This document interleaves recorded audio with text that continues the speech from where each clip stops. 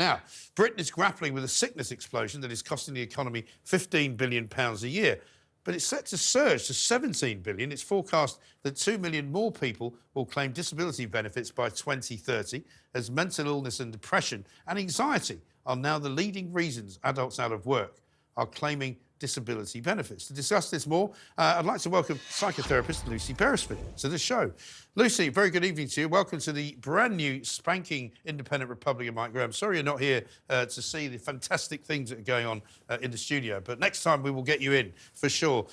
Lucy, this is a story that a lot of people will understand is probably expected to happen and probably in some ways is a good thing.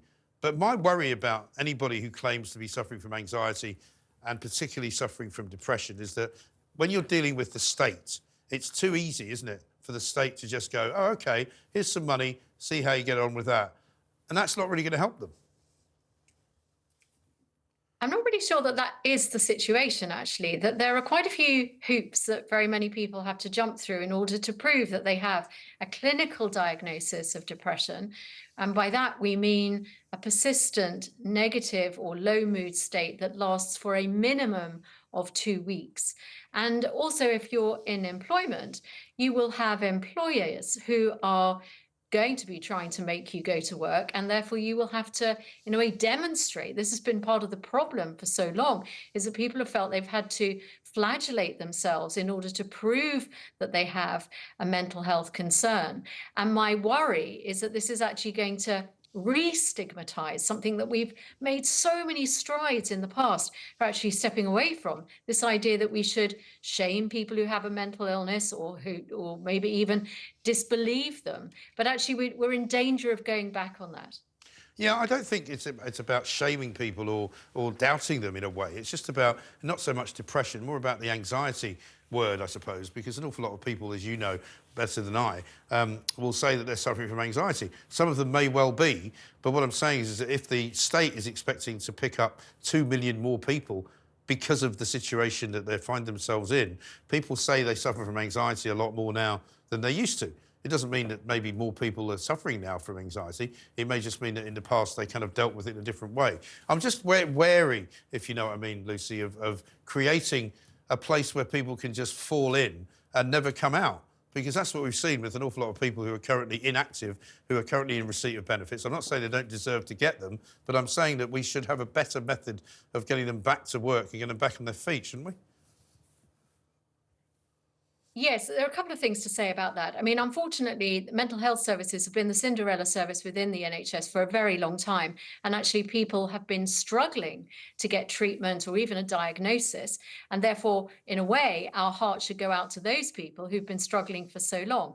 But for sure, I mean, I think it was Jean-Paul Sartre in the 1930s who said that to be human is to be anxious. And even Freud talked about the worried well, that actually we can't live on a permanent upward trajectory, that actually we do have to take the rough with the smooth. It's about our capacity for resilience.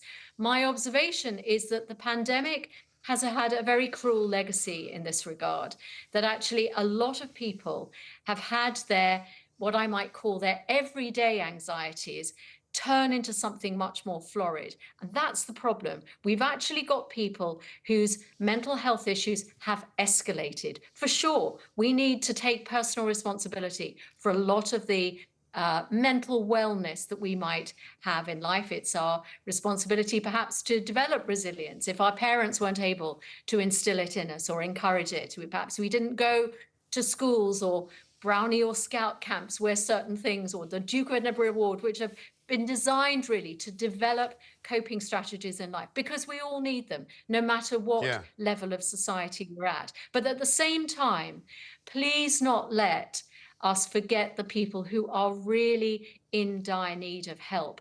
And the problem with the pandemic is that that has actually escalated that. We have got a lot of people who are inactive, who could perhaps go back to work. And it would be better for the government to spend a little bit of money to help those people back into work, because actually, even just from a financial point of view, that would actually help the economy. But from a personal wellness point of view, that would actually instill a lot of confidence in a lot of people. But please don't underestimate that there are a lot of people who are struggling right now. No, I'm and sure. I'm sure there can't are, have but you know, access to a lot of. there were also an awful lot of people struggling when we were a much less wealthy society. And I know that there are people who will say, well, not everybody's wealthier, but we are all a lot better off than they were in the 60s and the 70s. And I can tell you that because I lived through the 60s and 70s, and people were, you know, not in. Well, likewise, and in that case, you will have been raised perhaps by people who went through, who you were raised by a generation maybe who were taught to develop that stiff upper lip, who were encouraged not to show their feelings, Well, no, and that's not true because my arguably parents. No, that's not true. brought its own No, problem. no, but it's not because that would suggest that my parents didn't show their feelings. That's not true either. But my mother happened to be running in and out of bomb shelters when she was 17, so she didn't, you know, include or imbue me with something that I should complain about every 5 minutes. That's true. But when you see people who say that, you know, I'm feeling anxious about the climate, I think I'm going to have to take the rest of the week off. You know, those are the kind of people I'm talking about, not the ones who might need proper help, which they may or may not be getting, but the people who we're giving an opportunity, if you like, to swing the lead, to just kind of go, oh, I just don't really feel like it today. Well, you know, it's not the government's responsibility, it's not taxpayers' responsibility to pay for that. It's very difficult, isn't it? Because yes, rather like you know, my mother was an evacuee and my father was in a Japanese prisoner of war camp, and they got through it. And one doesn't really understand how they got through it, but they did. But the repercussions of that, they weren't unemotional people. And I'm not trying to Not at say all. that there was a whole generation who were unemotional, but they had different coping strategies, is all I would say. Right. And the generation that comes next always thinks to themselves, I'm going to do it differently. I'm not going to do it how my mum and dad did it. I don't want to raise my children in the way that I was raised. And what that ends up doing is it kind of swings the pendulum the other way. And so I hear you that there is a worry that we might be creating a generation or two that don't have the resilience, don't have the coping strategies, and are perhaps turning to the state too readily. But I say again, from my clinical experience, there are too many people who are slipping through the net, who really are struggling. And if we're ending up providing for one or two malingerers who simply can't cope, well, they will get found out in due course. What we're really keen to support are the people who really need that support. And unfortunately, whether you like it or not, and this is going to be debated for some time to come. The legacy of the pandemic, the legacy of those lockdowns that were unnecessary, and the way in which society has become more atomized, there needs to be a responsibility from the government to recognize that the choices it made during the pandemic have actually impacted people so adversely that perhaps they do actually need a little bit of extra financial support. Well, I don't think we're ever going to agree on this, Lucy, but we'll meet somewhere in the middle at some stage. Thank you very much. Good to see you.